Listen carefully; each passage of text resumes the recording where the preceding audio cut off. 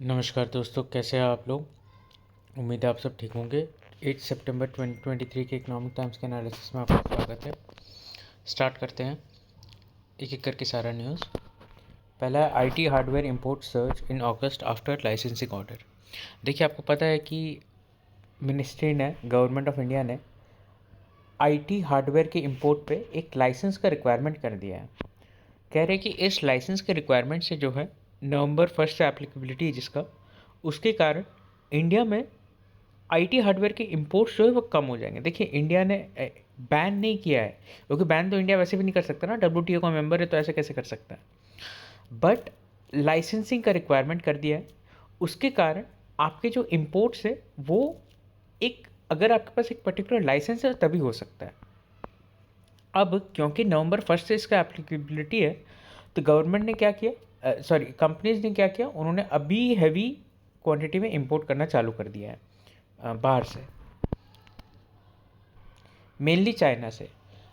India के अगर IT hardware की इंपोर्ट की बात करें तो लगभग 8.8 बिलियन का इंडिया इंपोर्ट करता है हर साल, उसमें से लगभग 5 बिलियन के आसपास चाइना से है।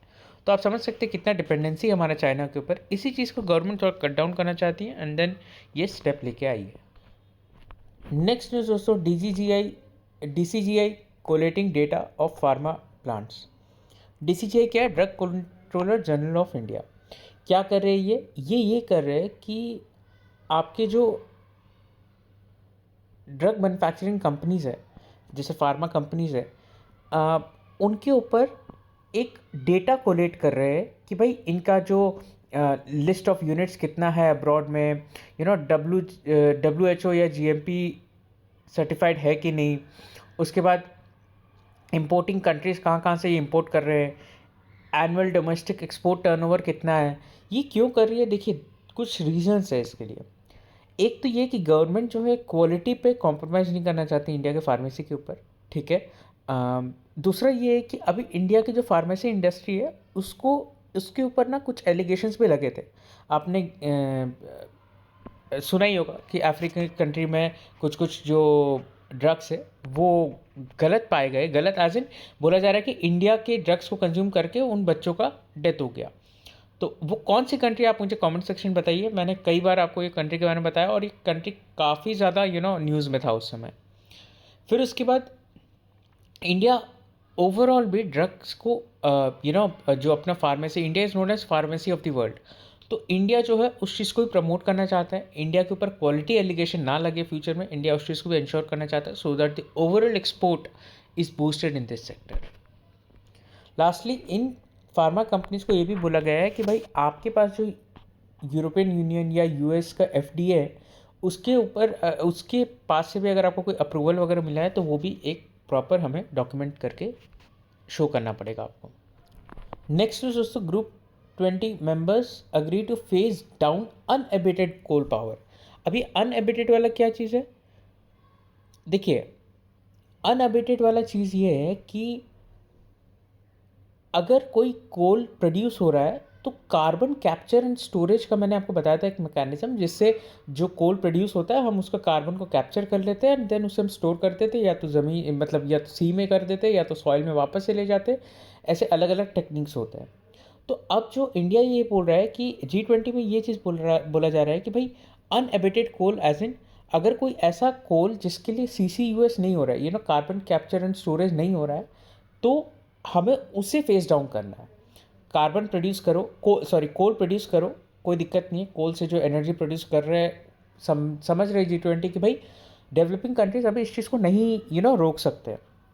तो इसके कारण ये G20 ने ये चीज़ बोला कि ठीक है, अनएबेटेड कोल पावर लेंगे। देखो दोस्तों, एग्जाम पर्सपेक्टिव से काफ़ी इंपॉर्टेंट हो जाता है कि unabated coal power recently seen in news relates to what.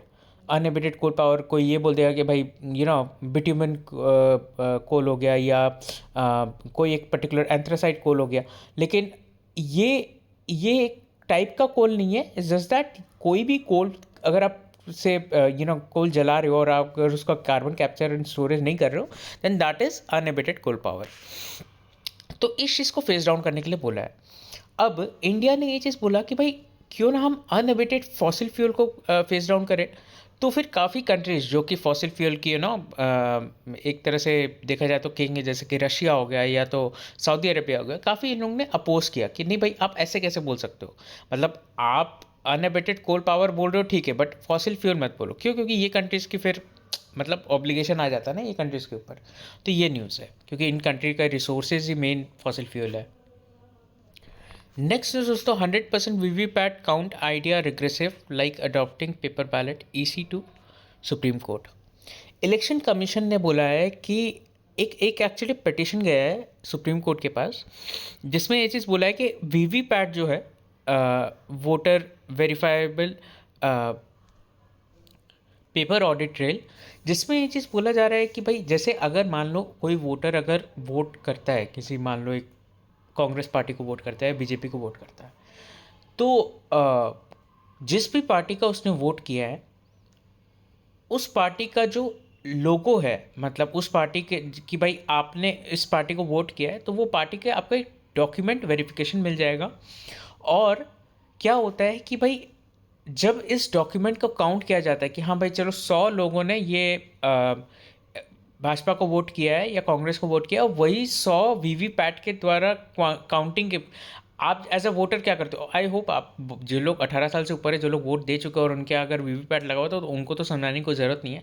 But जो 18 साल से नीचे या जिन्होंने वीवीपैट का टेक्निक नहीं सुना, उनके लिए क्या है कि भाई आप जैसे वोट करते हो तो आपके पास एक ऑडिट ट्रेल के हिसाब से एक आपको एक मिल जाएगा पेपर कि हाँ भाई आपका वोट ले लिया गया और इस पार्टी को ले लिया, इस पार्टी पे आपने वोट दबाया था, आप बोलोगे हाँ भाई इस पार्टी में पेपर भी यही चीज़ दिखा रहा है। अब क्या होता है बाद में, इस पेपर को ना फिजिकली काउंट किया जाता है, सो दैट जितने लोगों ने भाजपा को वोट किया है, 100 लोगों ने मान लो भाजपा को वोट किया है, तो 100 लोगों के साथ टैली करना चाहिए वीवीपैट। अब देखिए कुछ थोड़ा बहुत ऊपर नीचे, इतने करोड़ों के वोट में कुछ थोड़ा बहुत ऊपर नीचे चलता है, 100% एक्यूरेसी तो कोई चीज़ का नहीं होता है, बट हाँ एक्यूरेसी एक होना चाहिए। अब वीवीपैट का क्या प्रॉब्लम है, इस पर टाइम बहुत ज़्यादा लगता है, तो इसीलिए हर एक जगह पे आपका वीवीपैट नहीं लगा रहेगा, कुछ कुछ जगह पे आपका वीवीपैट काउंट होता है। वीवीपैट तो लगा रहा है बट कुछ कुछ जगह पे आपका काउंट होता है। अब होता क्या है कि जब आप काउंट करते हो, जब आप वेरीफाई कर लेते हो, तब ऐसा लगता है कि हाँ भाई चलो ठीक है, इसने इसने वोट दे दिया इस चीज़ को, इस पार्टी को, तो अब हो गया। अब इलेक्शन कमीशन के सुप्रीम कोर्ट के पास पिटीशन ये गया कि भाई आप वीवीपैट हर जगह लगवाओ, हर पोलिंग बूथ पे लगवाओ, सो दैट हम हर पोलिंग बूथ का काउंटिंग वेरीफाई करेंगे।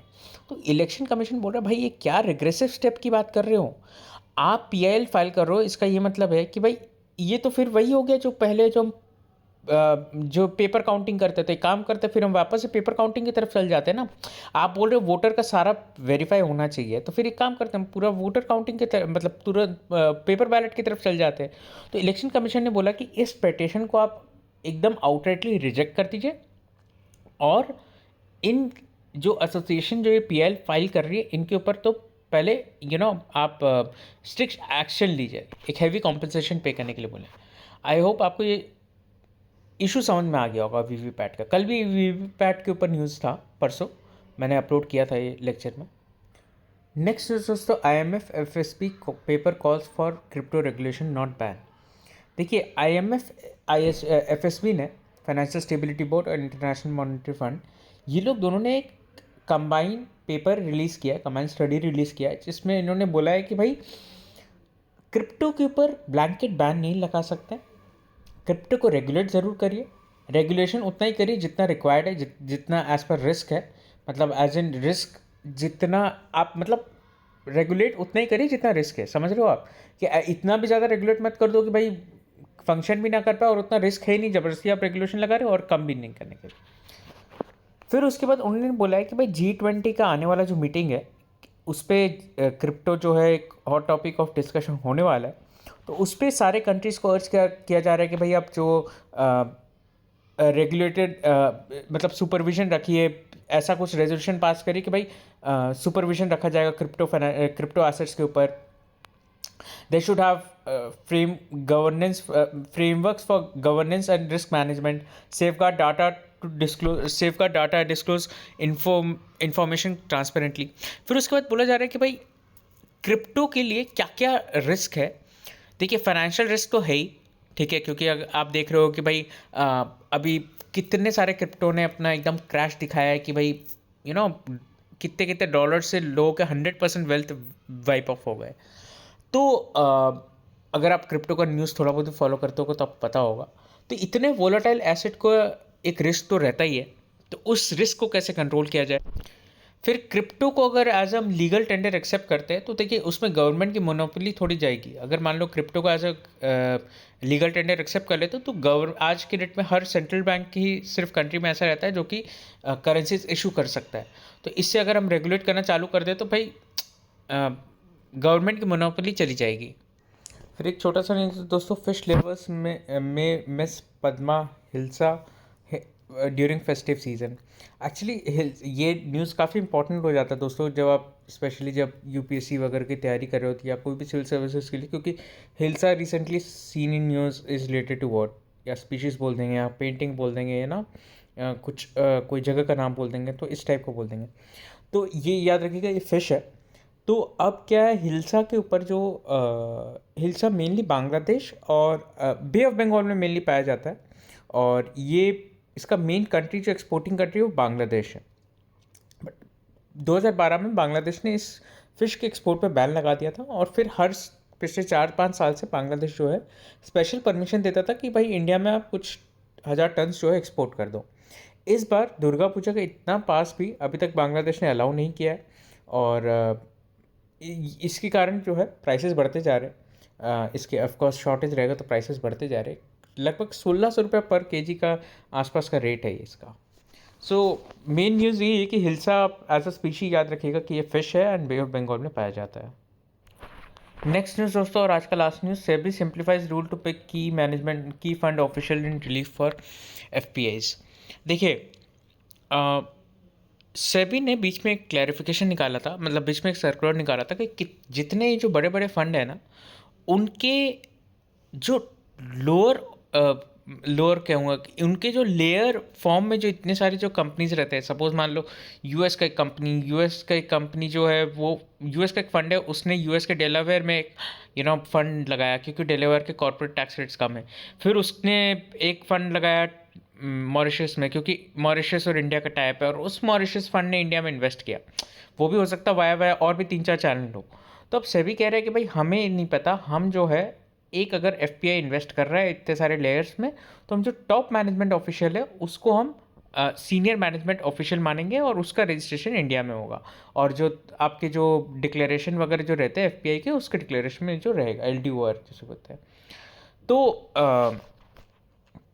अब क्या है, सारे बड़े बड़े फंड्स को प्रॉब्लम हो गया कि भाई हम अपना नाम डिस्क्लोज नहीं करना चाहते बॉस, मतलब हमारे थ्रू व्हीकल है, हम उसके थ्रू जाना चाहेंगे, हम आपको डायरेक्टली अपना नाम नहीं देना चाहेंगे। न्यूयॉर्क में बैठा हुआ इतना टॉप ऑफिशियल का बंदा अपना नाम नहीं देना चाहता इंडिया में कि भाई मेरे थ्रू ये इन्वेस्टमेंट जा रहा है, जो भी इनका रीज़न है। तो अब क्या है कि भाई कैसे करेंगे, सेबी ने तो ये चीज़ बोल दिया था। तो फिर सेबी ने क्लैरिफिकेशन इशू किया कि नहीं, ऐसा हम नहीं बोल रहे, हम ये भी बोल रहे कि अगर मान लो यूएस का कोई फंड अगर मॉरिशस में लिस्टेड है तो मॉरिशस वाला भी कोई ऑफिशियल जो है इंडिया को सीनियर मैनेजमेंट ऑफिशियल रजिस्टर कर सकता है। ज़रूरी नहीं है कि हम यूएस के जो फंड है उसके तक पहुँचे। मॉरिशस के अगर थ्रू उन्होंने इन्वेस्ट किया तो ठीक है, मॉरिशस का कोई बंदा आके अपने आप को एसएमओ डिक्लेयर कर सकता है। ये देखिए दोस्तों, काफ़ी कॉम्प्लिकेटेड न्यूज़ है, बट मैंने आपको बहुत सिंप्लीफाइड तरीके से बताया, तो इसलिए आपको ऐसा लग रहा होगा कि भाई ये न्यूज़ इतना बड़ा कैसे है, फिर इन्होंने तो बहुत छोटे में एक्सप्लेन कर दिया। आप न्यूज़ पढ़ लो, मैंने इनफैक्ट जो एग्जाम्पल भी लिया वो भी इस न्यूज़ में कवर्ड है। So that's it from my side दोस्तों, हैव अ नाइस डे।